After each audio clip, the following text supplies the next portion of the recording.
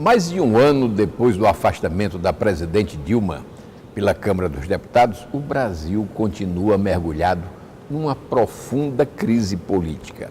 A economia continua derrapando e as instituições estão fragilizadas. Mais um capítulo da crise brasileira se abriu com a divulgação da conversa entre o presidente da República e um grande empresário brasileiro, Joesley Batista, que, junto com o irmão Wesley, controla a empresa JBS, líder mundial na área de carnes processadas. O Mesa Redonda está no ar.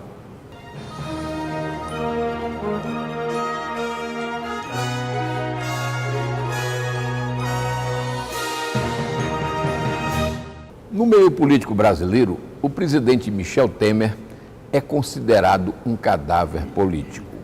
Seu afastamento, seja por via judicial, seja mesmo pela renúncia ao cargo que vem ocupando desde o ano passado, é tido como iminente. No Congresso e na cúpula dos partidos, o que fazer após a saída de Temer é discutido abertamente.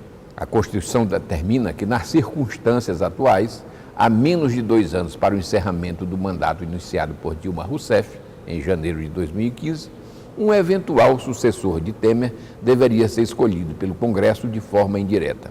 Para conversar conosco sobre esse tema, temos aqui Aderson Lago, ex-deputado estadual, ex-candidato ao governo do Maranhão, Joaquim Aickel, analista político, ex-deputado estadual e ex-deputado federal constituinte, e Bira do Pindaré, deputado estadual pelo PSB. Bom, Joaquim, eu gostaria que fizesse uma análise do quadro político atual e como você vê o desdobramento dessa situação. Bom dia a todos e é um prazer mais uma vez estar aqui com vocês. Mas eu só não gosto da palavra cadáver político, é um pouco forte, mas tenho que concordar que o governo Michel Temer está nos seus últimos estertores. Ele respira, mas pouca coisa vai poder fazer daqui por diante, porque ele não tem o indispensável para um governo. Não é a legitimidade, como alguns dizem, porque ele foi eleito na chapa Dilma Temer como presidente da República. E essas coisas que se diz em palanque, que se diz comumente, parece ser verdade, mas não é. Ele tem legitimidade, ele foi eleito vice-presidente da República e a Constituição prevê que na ausência do presidente, o vice-presidente assuma. Então, legitimidade tem. O que ele não tem é força política. E realmente esse é o grande problema dele hoje. Nós estamos... E eu tinha a esperança, eu imagino que muita gente como eu também, tinha a esperança que na substituição de Dilma ele conseguisse tirar o Brasil do buraco, ele conseguisse salvar pelo menos uma parte da nossa economia que foi totalmente destruída nos últimos 2 anos, enquanto a ex-presidente Dilma mandava no país. Acho que o ponto é esse, o Temer realmente não tem condição de se sustentar politicamente pela série de coisas que vem acontecendo. Isso é ponto pacífico. Aderson, qual é a sua opinião a esse respeito? Olha, a legitimidade, como diz o Joaquim, o Temer tem, até porque legalmente foi eleito na chapa com a Dilma. Acho que deva ser cassado também junto com ela, não tem como separar isto, né? Entendo também que havia, da parte dele, quando assumiu, um desejo, como ele diz, de colocar o Brasil nos trilhos, e aí ele assumiu bandeiras antipopulares, como é a questão da reforma da Previdência, questão da reforma da legislação trabalhista, e estava caminhando com isso. Eu acho que perdeu toda a, digamos, credibilidade com essa delação premiada do Joesley Batista. Por quê? Não é nem pelo que está, as coisas ele garantiu, isso, mantenha isso, viu? Não é nem por isso. Para mim, o mais grave de tudo é o momento em que o Joesley, e isso aqui está bem claro para mim, na gravação, diz que segurou 2 juízes, subornou um procurador e ele disse, ótimo, ótimo. Acabou aí a figura que poderia continuar como presidente. Eu acho que, para mim, ele só tem 2 caminhos. Um seria a cassação, que está bem próximo, e a outra a renúncia. Agora, se eu pudesse dar um conselho a ele, e ele quisesse apagar um pouco dessa má imagem que ele deixou, e realmente quisesse prestar um serviço à nação, ele dizia, olha, eu vou dar um prazo porque ele pode ainda conseguir empurrar com a barriga isso mais alguns meses, e é pior isso para o país, para todos nós. Mas ele, se quisesse, num gesto assim de grandeza, ele dizia, olha, eu realmente quis e quero que o Brasil entre nos trilhos. Então aí, as reformas que eu estou encaminhando, eu vou fazer um apelo ao Congresso para que em 60 dias aprove essas reformas. Vou mandar tudo que eu puder mandar. E em 60 dias aprovado eu renuncio. Precisa de muita grandeza para isso, né? É muita grandeza para isso. Mas era a maneira dele entrar para a história. Do contrário, eu acho que não há outro caminho a não ser caçá-lo agora. Ele tem 3 caminhos. Pelo TSE. Ele ou é cassado pelo TSE, ou ele é impeachmentado, ou ele renuncia. Mas caminha a porta da rua. Eu não vejo o impeachment. É demorado. É muito demorado. É muito demorado. Eu acho que à medida que ele vai sangrando politicamente, se torna mais fácil a cassação pelo TSE. E se ele quisesse realmente entrar para a história, ele teria um gesto desse. Concordo. Concorda com isso, deputado? Eu concordo com o cadáver. Insepulto. De maneira que, de fato, eu acho que o governo se acabou, né? O governo Temer não existe mais, ele não tem mais capacidade realmente de representação, de exercício, de governabilidade. Isso foi perdido completamente.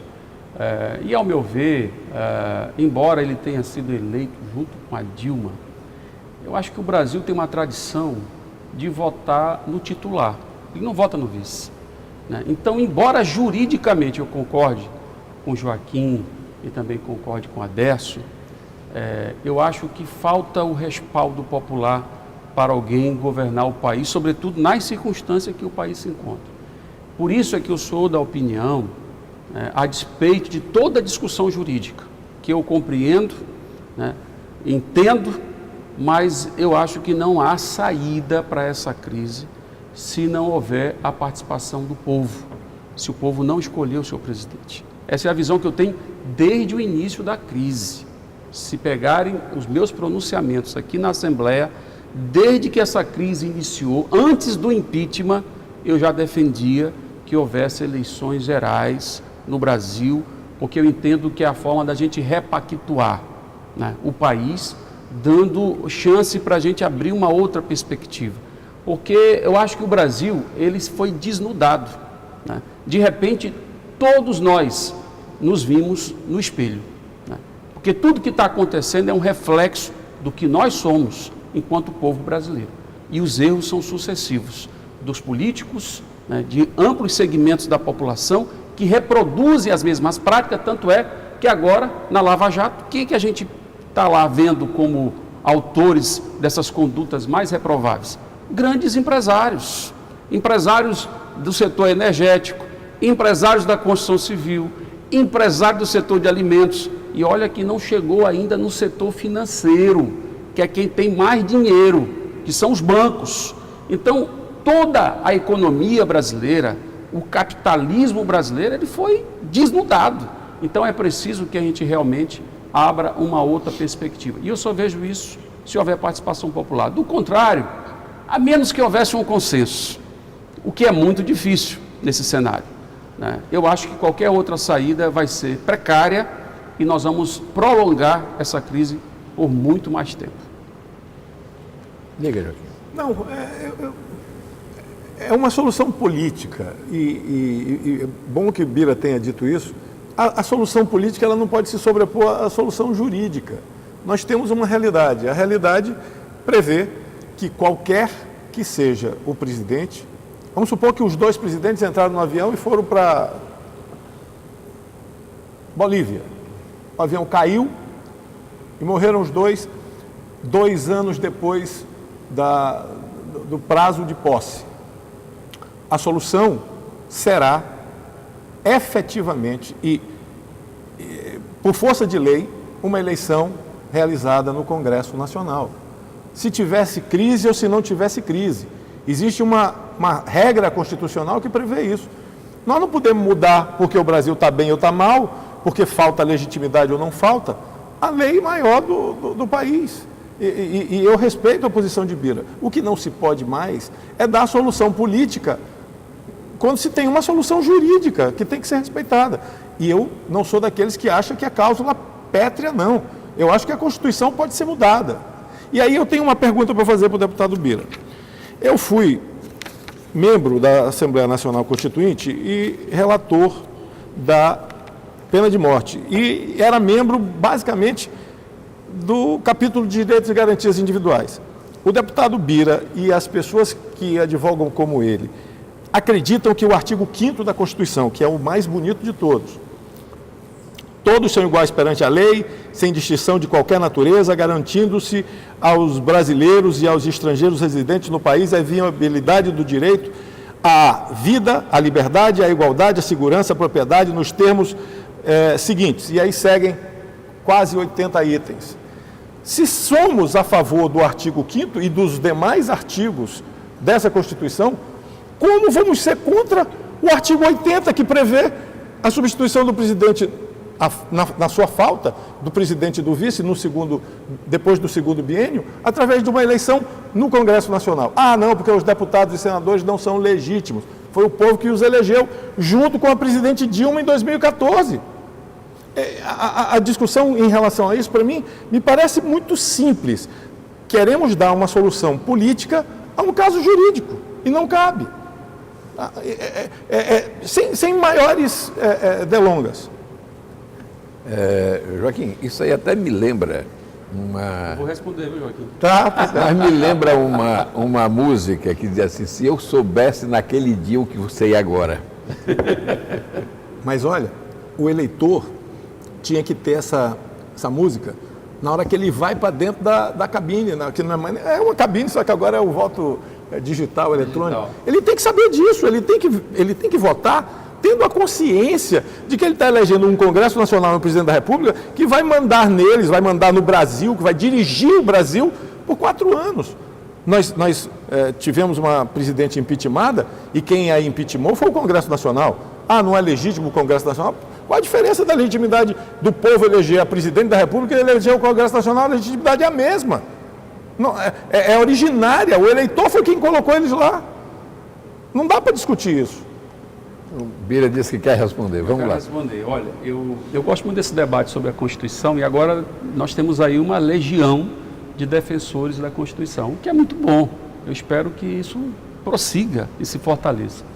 Mas de todos os artigos da Constituição, o que eu mais gosto é o primeiro, que diz: todo poder emana do povo.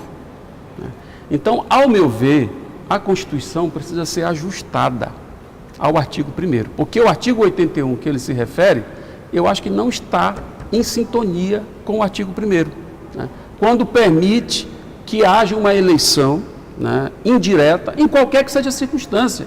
Esse ajuste precisa ser feito. Nós tivemos aqui no Maranhão... Se nós tivéssemos um parlamentarismo, essa eleição seria feita assim. Veja bem, podemos avançar para isso, mas vamos pensar ainda nos marcos do presidencialismo. Nós tivemos aqui no Maranhão uma situação que foi do governador Jackson Lago. Foi eleito pelo povo, cassado pela justiça, ao meu ver, ilegalmente, ilegitimamente. E aí, depois que ele é cassado, quem é que assume? A segunda colocada na eleição. Eu não acho isso correto. Você tira do povo a legitimidade de escolher o seu governante, mesmo que a gente concordasse, mesmo que fosse correta a cassação do governador, deveria ser transferido, devolvida ao povo, deputado, a decisão de escolher seu governante, em qualquer situação. Até porque os sofismas são mais inteligentes. Ele não foi só cassado, ele perdeu a condição de ter sido votado. Foi isso que foi Mas é o que vai acontecer com o Temer no TSE. Perfeito. Ele vai perder a condição de ser votado. Mas se isso acontecesse com o Jackson... E o Código Eleitoral... Se isso acontecesse com o Jackson, nos primeiros 2 anos, haveria uma outra eleição. Aí eu concordo. É isso que vocês têm que entender. O exemplo do Jackson é perfeito. O senhor fez a colocação perfeita. Mas, em minha defesa, o que aconteceu com o Jackson é a mesma coisa que está acontecendo agora. Só que é exatamente no mesmo prazo, depois do 2º ano. Não, mas isso aí... Mas aí, se tivesse esse acontecido... é o detalhe que eu não concordo. Eu prefiro, nesse caso, que o Código Eleitoral... Que haja eleição toda vez que vagar. A menos que seja 6 meses antes. É o que está no Código Eleitoral. O Código Eleitoral prevê isso. Eu posso ler se quiser. Está aqui, ó. A decisão da Justiça Eleitoral que importe indeferimento do registro, a cassação de diploma ou perda de mandato de candidato eleito em pleito majoritário, acarreta após o trânsito em julgado a realização de novas eleições, independentemente do número de votos anulados. Aí diz mais adiante, a eleição a que se refere o parágrafo 3º ocorrerá a expensas da Justiça Eleitoral e será indireta se a vacância do cargo ocorrer a menos de 6 meses do final do mandato e direta nos demais casos. O deputado mais uma já vez está no Código Eleitoral. O deputado isso. mais uma Isso é maior. Pois é. Perfeito. Então aí é que eu estou defendendo. O senhor está dizendo que a lei eleitoral devia ser maior que a Constituição? Não, senhor. Eu estou dizendo que nós temos que aprovar a PEC que está no Congresso Nacional, que é possível, que adota exatamente este mecanismo. E diante de uma crise como essa, não tem oportunidade melhor da gente aperfeiçoar a nossa democracia do que aprovar a PEC das diretas já. O debate se tornou assim um debate em torno de Pindaré, mas vamos agora aqui para um rápido intervalo que voltamos já.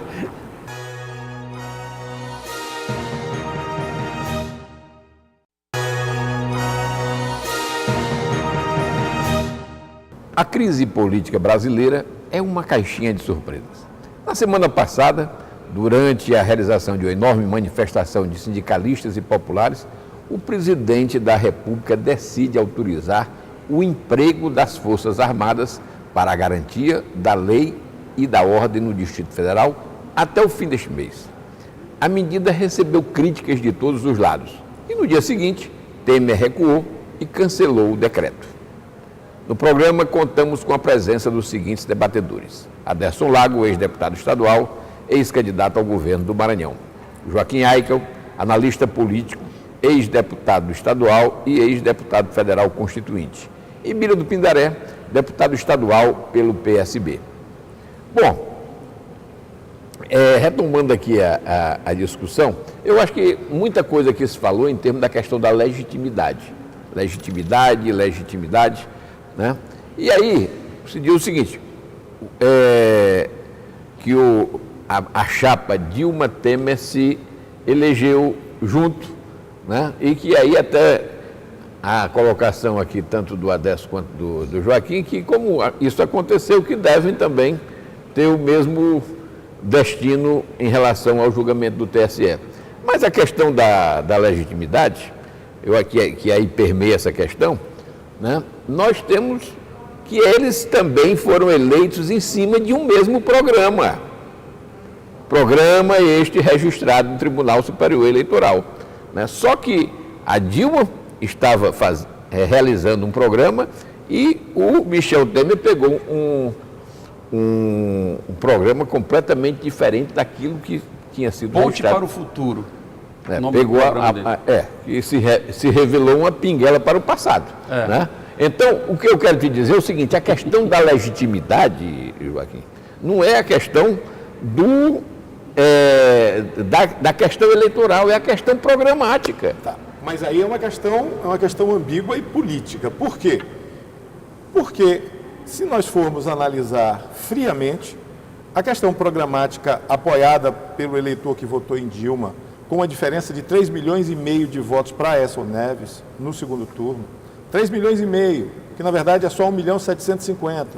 Então, a legitimidade quantitativa pode ser colocada em dúvida perto de tantos 220 milhões de brasileiros. Mas, Luiz, esse plano de Dilma levou o Brasil para onde levou. Nada mais justo que seu vice assuma na sua vacância e bote o país nos trilhos. Nada impede. Que é isso que está sendo feito. Que é isso que ele diz que está sendo feito. Ah, tá. Eu não estou advogando aqui, eu não sei a Décio, eu pelo menos não estou defendendo o cadáver. Eu acho também que é Décio ou não. Até porque eu concordo com quando a Décio disse que ele precisava sair. Se é cassado, se é renúncia, se acho fosse que ele... ele não tem mais condições acho de que dirigir o país. Perdeu. Não tem. Consenso. Deixa eu contar uma coisa para vocês. É um consenso aqui. Eu fui colega de fazer uma inconfidência. Fui colega de Temer e no meio da Constituinte eu fui representar a Câmara dos Deputados na China e era relator da pena de morte. E o meu relator assistente era o Michel Temer, que era procurador do Estado de São Paulo. Então, durante 15 dias ele foi relator da pena de morte. Então, eu conheço o Temer, ele tem essa vontade, tinha essa vontade mesmo de botar as coisas nos lugares. Perdeu essa condição. Mas eu quero voltar um passo atrás para lembrar o artigo que o deputado Bira citou aqui, que é o parágrafo único do artigo 1º. Todo o poder emana do povo, que o exerce por meio de representantes eleitos ou diretamente, nos termos desta Constituição. A legitimidade do Congresso, ela é inquestionável. Se os congressistas são uma porcaria, se eles são ruins, se eles não têm os adjetivos necessários para bem representar o povo brasileiro, a responsabilidade é de quem botou eles lá. Pô. Sim. Agora, Joaquim, como nós estamos vendo, e aquela coisa de se eu soubesse o que eu sei agora, né? É quem botou não foi o povo, não. Foram os milhões e os bilhões Isso não vem de hoje.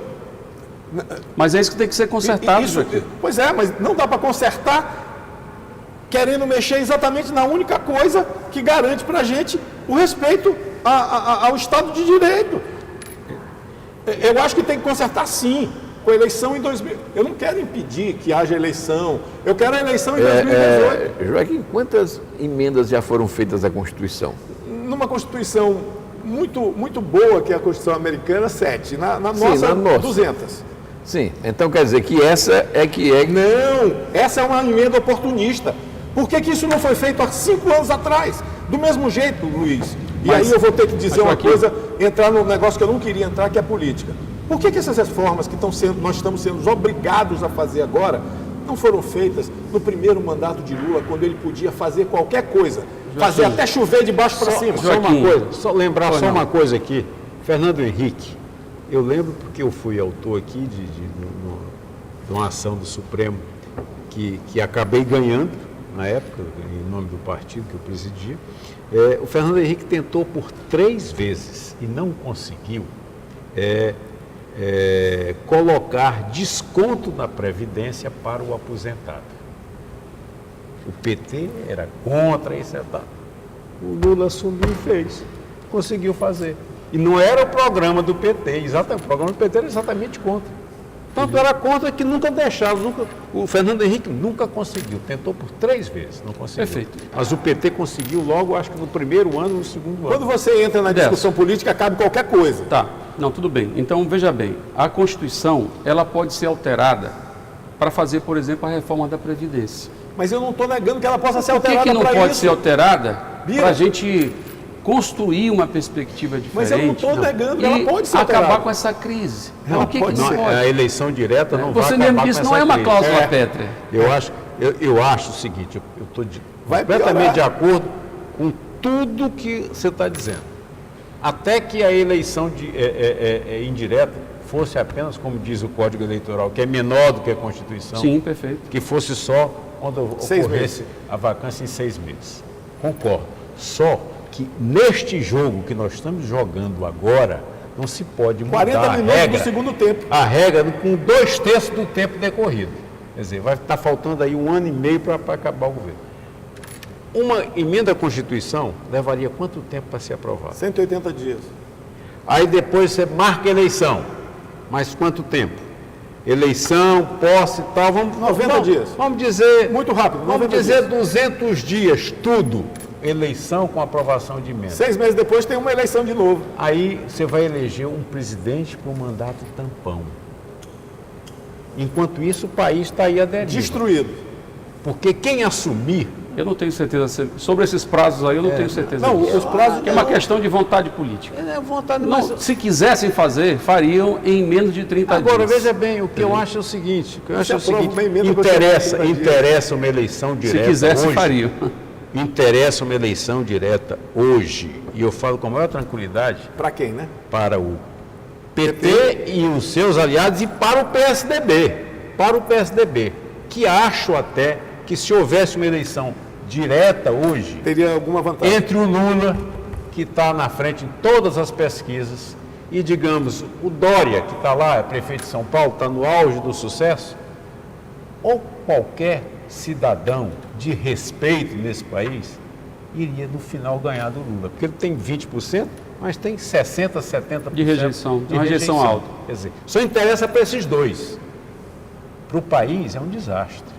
É um desastre. E fazer uma emenda constitucional, para exatamente isso, eu só me lembro de De Gaulle.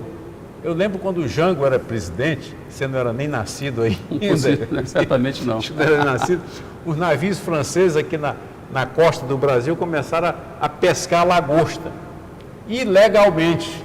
E aquela grita geral e alguém do governo, saiu a notícia, o Brasil pode declarar guerra à França. E alguém, um assessor do De Gaulle, chegou e disse para ele, presidente, chegou a notícia agora que o Brasil pode declarar guerra à França. Ele não deu muita bola e insistiu. Presidente, o Brasil pode declarar guerra à França. Mas, Brasil não é um país sério. Esquece isso. É exatamente. Se nós fizermos essa tentativa de aprovar uma emenda constitucional agora, para fazer uma eleição direta, que vai dar chance a duas pessoas, eu acho que vai provar mais uma vez que o Brasil não é um país. Mas, Adesso, me permite, eu acho que é uma descrença muito grande na democracia. A democracia, veja bem, quando a gente passa por uma eleição, e todos nós aqui já disputamos várias, e a gente perde, a gente respeita. Agora, quando se trata de conchavos, de manobras, coisas que a gente já viu acontecer sucessivas vezes na história do Brasil e do Maranhão, aí, meu amigo, não tem como. Mas conchavo só existe Que é o que vai acontecer numa eleição indireta. Isso aí está absolutamente cristalino, entendeu? Vai ser o reinado dos conchavos. Eu tenho hoje, na minha opinião pessoal, eu posso dizer essas coisas porque eu não sou político, não vou perder voto com isso, não estou perseguindo. Não é candidato. Quer dizer, não vota na reforma da Previdência porque vai perder voto. Não vota na reforma trabalhista porque vai perder voto. Eu não vou perder voto de jeito nenhum, porque primeiro que não tenho mais, né? Também não estou me propondo a ser candidato a nada. Mas eu acho que hoje, se houvesse uma questão de bom senso, primeiro era seu Temer renunciar logo. Pedir para ir para casa. Pedir para ir para casa, renunciar logo, não tem mais condições morais de dirigir o país. Não tem, ele feriu a dignidade do cargo, para mim. Não existe mais. Tem uma pessoa hoje que eu acho que poderia dirigir esse país com seriedade e fazer esse mandato tampão. É o Henrique Meirelles. Para mim, e o PT não pode dizer nada, porque foi um homem... Como eu não sou do PT, eu posso. O PT não pode dizer nada, porque o Henrique Meirelles se elegeu deputado federal por Goiás, não chegou nem a tomar posse e foi convidado pelo Lula para ser o presidente do Banco Central, com status de ministro, inclusive. Com status de ministro. E ele assumiu... Mas ele foi presidente do conselho da JBS.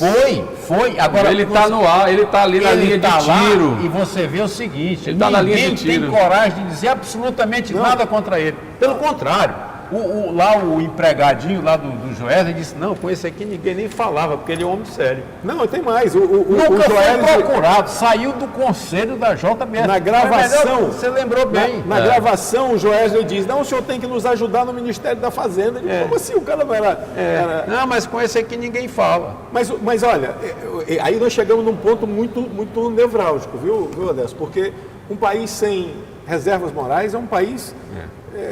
à beira do precipício. Nós não temos nomes. Aí eu fiquei imaginando, e soube agora ali, algum jornal, algum blog desse aí, que o Lula estaria indo para Brasília para, na eventualidade de uma eleição indireta, que é o que deve acontecer, ele apoiar o nome do Nelson Jobim, que foi nosso colega na Constituinte, que foi ministro dele.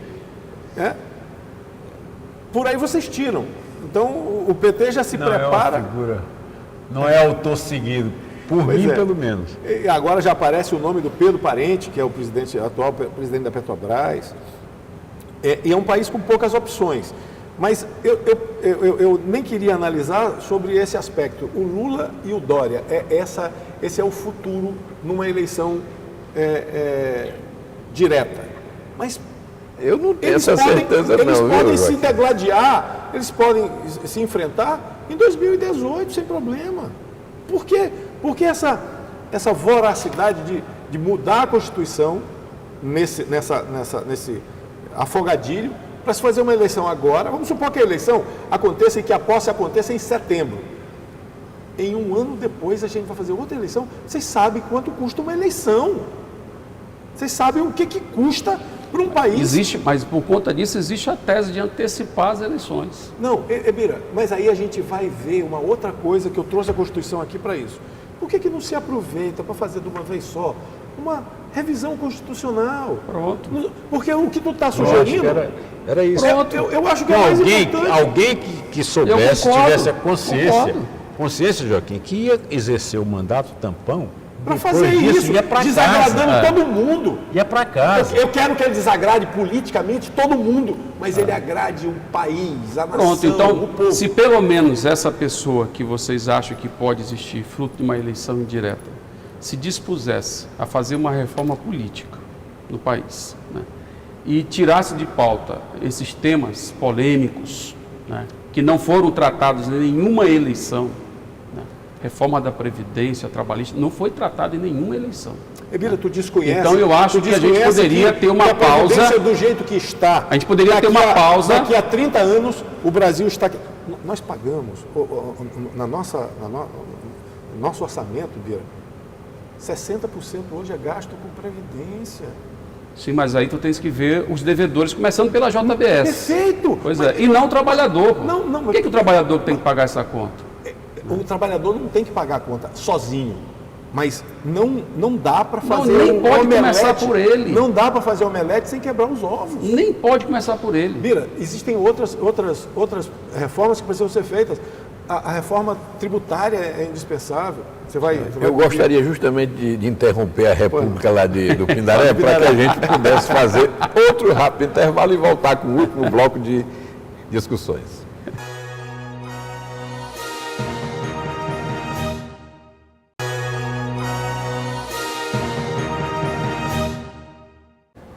Estamos de volta com o programa Mesa Redonda, que hoje discute o pós-Temer, ou seja, qual o cenário provável após uma eventual saída de Temer da presidência da República. No programa, contamos com a presença dos seguintes debatedores: Aderson Lago, ex-deputado estadual, ex-candidato ao governo do Maranhão; Joaquim Aikel, analista política, ex-deputado estadual e ex-deputado federal constituinte; e Bira do Pindaré, deputado estadual pelo PSB. Muito bem.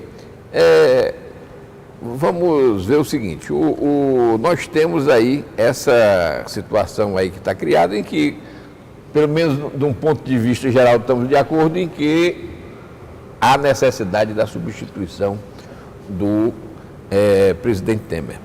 Mas muito bem, e aí se colocou aqui, eu vejo aqui que os dois, aqui à minha esquerda, defendem a questão de uma eleição indireta,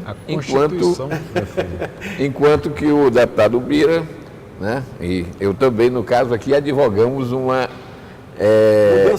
mudança constitucional para que nós tenhamos uma eleição direta para presidente da República. Mas muito bem, o que nós temos hoje, e me parece até o cenário mais provável, é que seja essa eleição indireta. Me parece que é o cenário mais provável, porque uma eleição direta significaria você ter povo na rua para fazer uma pressão grande para que essa coisa acontecesse. Mas vamos voltar a essa questão aí. Vocês já colocaram aqui a questão de Henrique Meirelles, de Nelson Jobim e outros nomes. O que eu vejo é que nós temos aqui uma tradição republicana de você fazer o acordão, o acordo por cima e transferir a crise para mais para frente, né?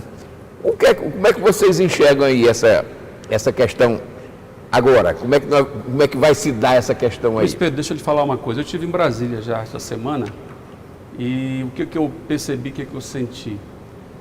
Na verdade, o Temer não renunciou ainda, porque está esperando exatamente esse acordão do grupo que está no poder. Então, assim que tiver o acordão feito, com o nome tirado do bolso, esse vai ser o sucessor, aí ele renuncia. Porque já estava tudo estabelecido, inclusive o próprio PSDB já estava desembarcando.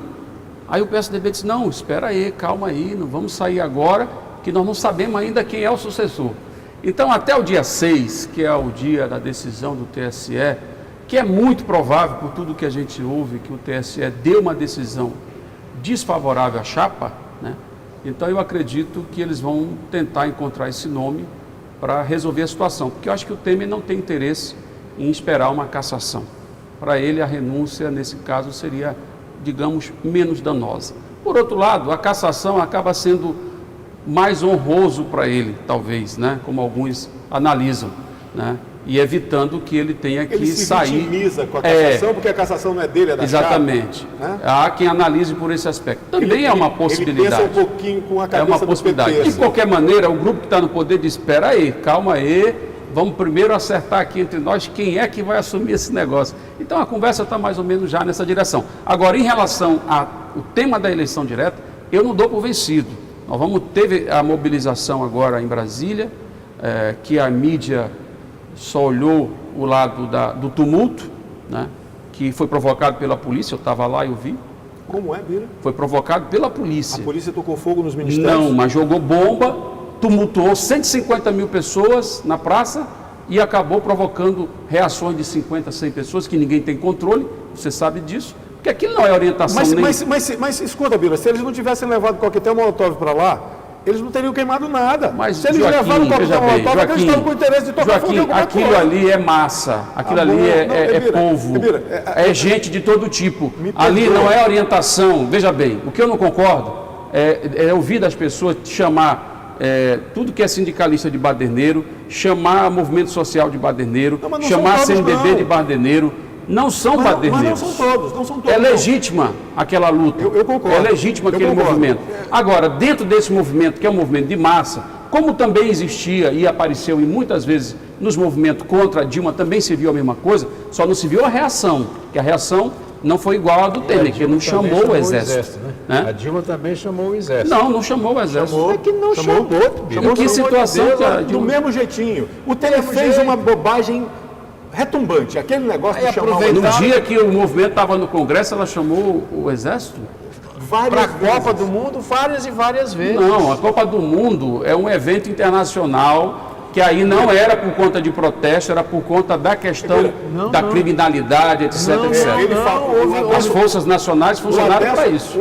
O problema da guerra do tráfico, não sei o quê, eram outras razões. O Adesso não falou, foi por causa de movimento Rio de Janeiro, não, eu desconheço isso aí, Adesso. O Adesso falou que você ainda não era nascido na época do Jango, mas você já era nascido na época das diretas já, da verdadeira campanha. Aliás, foi o primeiro movimento que eu participei aos 14 anos de idade. Você viu algum quebra-quebra naqueles movimentos? Não vi. Pois é. Então qual é a diferença, Bira? Não, veja bem, eu não estou aqui para defender quem... Não, peraí.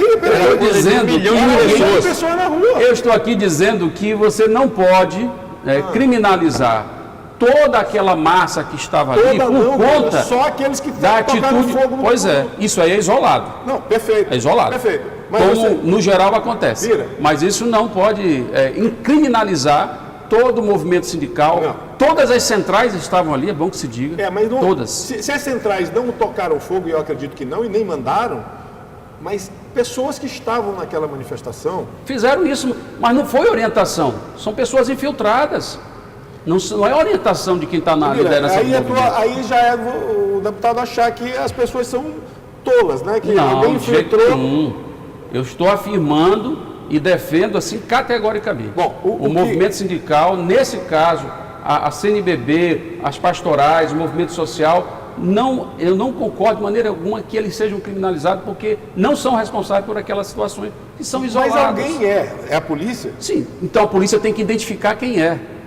Quem tem que responder é quem fez. Né? Mas você tem que analisar também o comportamento da polícia. Eu recebi uma que puxou a arma na direção de... Prenda o policial que fez isso. Teve excesso dos dois lados, eu vi. Tudo bem. Mas aqui, ó, eu recebi uma mensagem no Twitter hoje, uma artista plástica dizendo assim: olhem o meu quadro sendo destruído por um vândalo no hall do Ministério da Agricultura.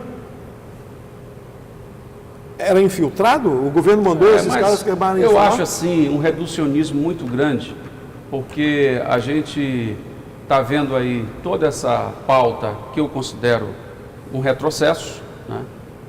Eu respeito isso. Pois é. Isso é política. Eu respeito isso. Isso tem Mas que ser... a mídia, né, e o grupo do que está no poder resolve, né, apenas, né, registrar vidraça quebrada, não sei o que e tal. Tudo bem, eu acho que isso aí não tem apoio de ninguém, não aceitamos, não concordamos. Mas não é isso, não foi isso que aconteceu. Essa loucura que foi feita não é desculpa, porque o Temer cometeu um erro infantil de ter... O presidente da Câmara pediu a Força Nacional, ele convocou as Forças Armadas. Isso é inadmissível para alguém que é presidente da República. Então a gente concorda nisso. A gente concorda nisso. O presidente pediu no singular, ele mandou no plural. Pois é. Então, na hora que você traz essas coisas para o campo da ideologia e da política, elas se desqualificam, Bira. O que você disse, quem será esse homem? É o que o Luiz perguntou no começo do bloco. Quem será a pessoa que possa fazer isso? Eu sei que pode parecer ruim ou errado, há um acordão. O Lula já aceita um acordão desde que o presidente da República seja uma pessoa simpática às causas dele. Se fosse um consenso entre as forças políticas, era razoável até para fazer essa transição. Seria menos mal. Alguém que não esteja envolvido com Lava Jato, alguém que dê uma pausa nessas pautas polêmicas do Congresso, alguém que possa conduzir o país até a eleição de 2018. Talvez fosse uma saída mais só atenuada. Vejo hoje, pode ser que haja alguém. O Meirelles seria um bom nome. Eu acho que o nome mais isento é o Meirelles. É ruim a gente dizer isso porque o bicho é banqueiro, mas começa bem aí a minha divergência. Eu, como bancário, não aceito o nome do Meirelles, mas eu respeito. Eu lembro que na época do golpe militar, né, mas o Lula levou para tirar o Castelo Branco e colocar o Lincoln Gordon, que era o embaixador dos Estados Unidos. Chega de intermediário, Lincoln Gordon para presidente. Então, aquela coisa, já que a história é para entregar para um banqueiro, vamos entregar para o Henrique Meirelles, não é isso? Não, a questão não é de banqueiro. Eu acho que a gente tem que enxergar isso de outra maneira. Esse maniqueísmo aí. Não é maniqueísmo. Qual é o maior problema? Ele falou aí a respeito da questão da Previdência. Mas o problema do orçamento se chama juros. Se chama juros. A gente não pode discordar disso, é verdade. Pois é, aí tu vai colocar justamente uma raposa para tomar conta do galinheiro. Mas ele está na Fazenda, é ministro da Fazenda. A menor taxa de inflação de quantos anos? De 15 anos para cá? Em 6 meses. É essa que está agora. Os juros estão caindo, estão cortando os juros todo dia. Quando ele assumiu, o juro estava em 14,5% da taxa Selic. Está em quanto? Como é o nome da música que tu... A música, o que diz? Se eu soubesse... Se eu soubesse, eu tinha mumificado. Se eu soubesse hoje... Eu tinha mumificado Ulisses Guimarães, Teotônio Vilela. Eu sei agora. Exatamente. Mas, Luiz, se eu soubesse, eu acho que uma pessoa, primeiro, preparada. Tem que ser alguém, num momento como esse, que tenha isenção, que não esteja olhando para frente em conseguir um mandato. Assim, de antemão, o Henrique Meirelles, ele lidera as pautas mais polêmicas que existem atualmente no país, que é a reforma da Previdência e a reforma da Trabalhista. Bira, como é que eu posso aceitar que esse homem seja o presidente? Eu sofri com isso. Eu vou discordar dele até o fim da vida. Se ele aceitar isso aí, eu discordo até o fim da vida. Veja bem, ninguém vai reclamar mais da Previdência do que eu, que passei uma vida recolhendo sobre 20 salários. E me aposentei, minha aposentadoria não dá 8 salários. É justo isso? É justo. Por quê? Porque ao longo dos anos foram sendo feitas concessões. Vamos ser bem realistas. A ditadura, quando estava numa situação ruim, criou o Fundo Rural. O trabalhador do campo e tal saiu. Por que esse dinheiro que pagou, eu acho que o trabalhador tinha que ser amparado, mas não com o dinheiro da Previdência, com o dinheiro do Tesouro Nacional. Aí foram buscar quem? O meu dinheiro, o do Joaquim, o do Luiz Pedro, o seu, que recolheram, e para pagar o trabalhador, a aposentadoria do trabalhador rural. Deveria ter saído dos cofres do Tesouro Nacional e não da Previdência. A ponte Rio-Niterói, a ditadura precisava fazer. Então, onde é que tem dinheiro sobrando? Na Previdência. Pega um dinheiro da Previdência, bota na FGTS. Ao longo dos anos, isso foi feito. Mas, Adesso, deixa eu lhe falar uma coisa. A aposentadoria rural, ela não compromete a Previdência no Brasil. Esse cálculo não existe. O sistema de seguridade no Brasil é superavitário, ao contrário do que é dito. Não compromete, mas tira dinheiro de lá. Não, veja bem, não. Mas é previsto, tem recurso para isso. Esse pessoal nunca recolheu um centavo. Eu acho que o que Adesso está sendo contra, o que ele está dizendo é que o dinheiro tem que sair do Tesouro. Tem a obrigação de fazer isto. É uma distribuição de renda, certo? Só que não com dinheiro da Previdência. Não é justo, Bira, que você recolha. Vamos dizer que você tem uma previdência privada. Uma previdência privada. Você passa uma vida recolhendo para aquela previdência privada para complementar a sua aposentadoria. De repente, aquela previdência privada resolve dizer assim, não, tem o Joaquim Aico, tem o Luiz Pedro, foram deputados, estão aí, coitados, estão passando necessidade. Vamos tirar um pedaço Esse dali. grupo aqui vai dar uma aposentadoria para eles. Vão tirar de onde? Do seu dinheiro que você recolheu. Eles não vão tirar, o grupo não vai tirar do lucro deles, vai tirar do seu. Foi exatamente o que aconteceu. Por que eu não recebo 20 salários de aposentadoria hoje da Previdência Social? Porque existe um teto, né? Não. Eu recebo só 8. O teto hoje são 8. Perfeito. E acabou. Mas eu recolhi sobre 20. Eu paguei sobre 20. Para onde foi isso? Gostaria muito de continuar essa discussão aqui. Vamos para um boteco que... Isso. A gente prossegue adiante, Mas né? nós temos aqui o tempo do nosso programa e eu queria que, começar aqui pelo Joaquim, fizéssemos as considerações finais. Olha, sempre um prazer muito grande participar aqui na TV Assembleia, a convite de Luiz Pedro, sempre que me chama, e conversar com pessoas como vocês, aqui 4 com um deputado e 3 outros deputados, colegas, e mesmo discordando, eu acho que a grande importância é manter o diálogo, manter a discussão sempre em bom nível. Eu fico muito feliz de estar aqui com vocês e espero, sinceramente, que o país consiga superar todas essas dificuldades pelas quais passa.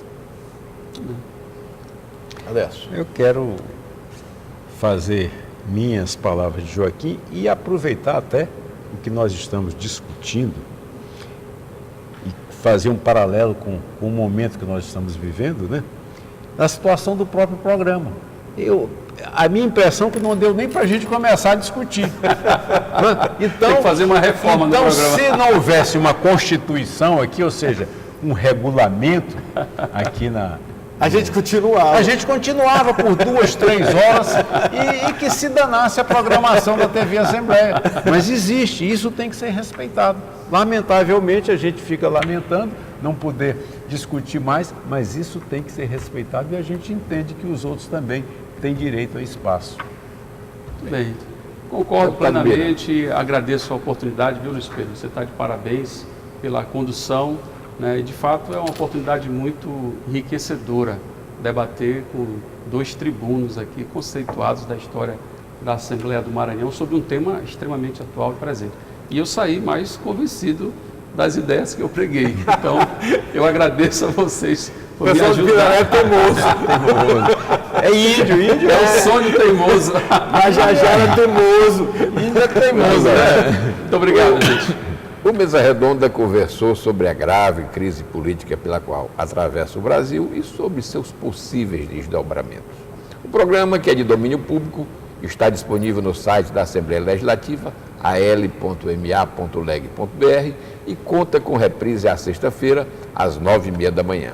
Obrigado por sua companhia e até o próximo programa.